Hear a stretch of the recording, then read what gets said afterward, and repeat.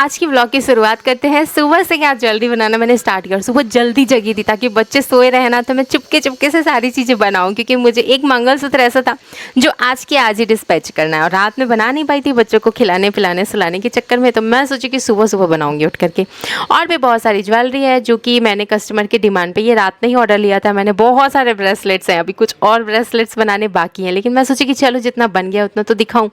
तो सुबह सुबह यहाँ पे सब लोग सो रहे थे तो मैंने हस्बैंड को जगाया कि मैंने ना पेंडेंट बना लिया, थोड़ा सा साइड की मोती जो गूंथनी है ना वो गुथवा दो, थोड़ा जल्दी हो जाएगा।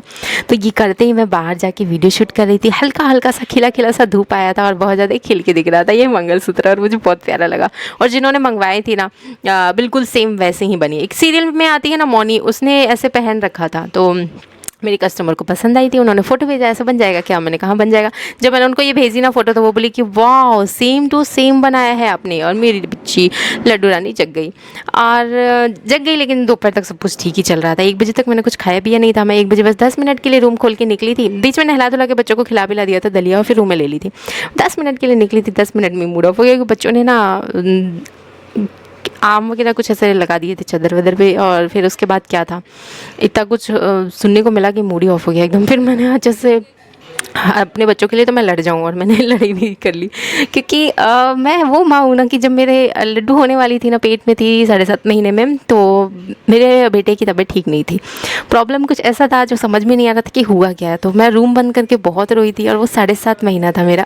और मैं उसके बाद अपने बच्चे का हाथ पकड़ी थी, और मेरे हस्बैंड मान ही नहीं रहे थे कि कुछ गड़बड़ है कुछ गड़बड़ है। कुछ समझ में नहीं आ रहा था, क्योंकि उसको ना फेस जो था ना, आधा फेस उसका काम ही नहीं कर रहा था, समझ ही नहीं आ रहा था कि हो क्या रहा है। पानी पिलाती तो बहुत सारी दिक्कतें देख रही थी। 2 दिन नोटिस की, 2 दिन में ही। और मैं लेके बच्चे को उसका हाथ पकड़ी, और मेरी दादी थी तो उन्होंने बोला ना कि ये ऐसे होता है, हवा लग जाता है और ये तुरंत दिखाना पड़ता है, इसके इंजेक्शन लगता है। तो फिर मैं डर गई, और फिर मैं क्या की थी ना कि अपने बच्चे का हाथ पकड़ी और सीढ़ी से नीचे उतर गई।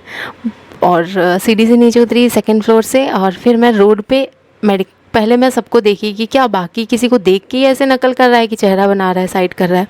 फिर मेरे आसपास में कोई भी ऐसा नहीं दिखा, तो मैं डर के मैं उसको लेके, और वहाँ से मैं बहुत आगे गई मेडिकल स्टोर पर उसको उसके हाथ पकड़ के। और मेरा पेट एकदम बाहर निकला हुआ था, और मेरे पहले से C-सेक्शन हो रखे थे, डिलीवरी, मुझे बहुत दिक्कत हुई थी। लेकिन फिर भी मैं हिम्मत करके रोते रोते वहाँ पहुँची, और फिर मुझे पता चला कि हमें तुरंत डॉक्टर से कंसल्ट करना पड़ेगा। और मैं वहीं पर बैठ के बहुत रोई। फिर उन्होंने ना, वो मेरे हस्बैंड को पहचानते थे मेडिकल स्टोर वाले, तो उन्होंने मेरे हस्बैंड को कॉल किया कि आपकी वाइफ और आपके बच्चे यहाँ पे आए हुए हैं और ऐसी बात है और ये रो रहे हैं, इनको तुरंत ले जाओ डॉक्टर के पास क्योंकि बात इमरजेंसी में है।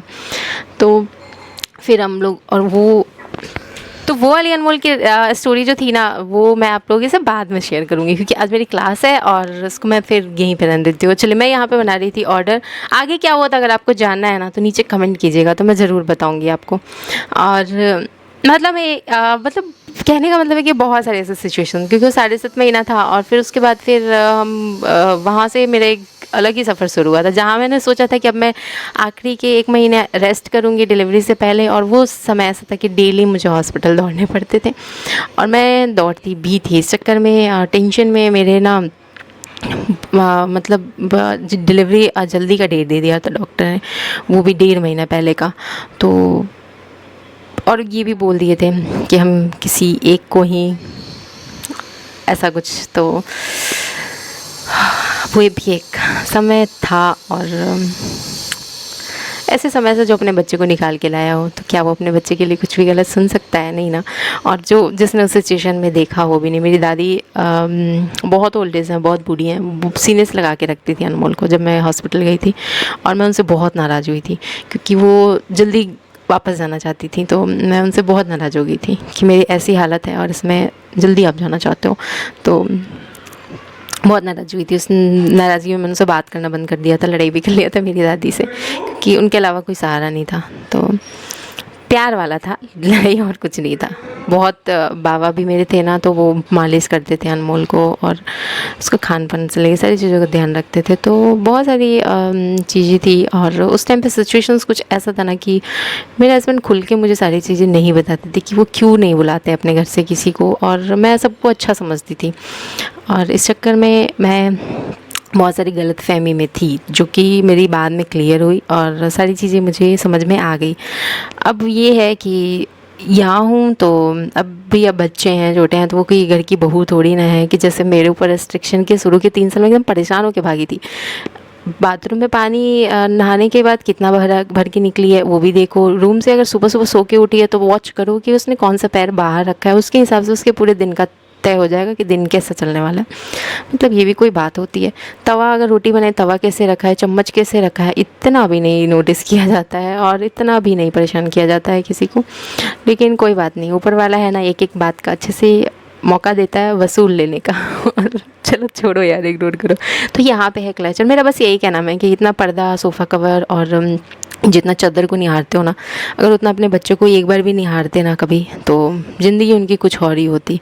मुश्किल समय में भी कभी देखने नहीं जाना। और मेरी डिलीवरी और सारी चीज़ें और बहुत सारे ऐसे सिचुएशंस हैं। मेरे हस्बैंड के भी स्टोन का ऑपरेशन हुआ था, तो बहुत सारे ऐसे सिचुएशंस हैं।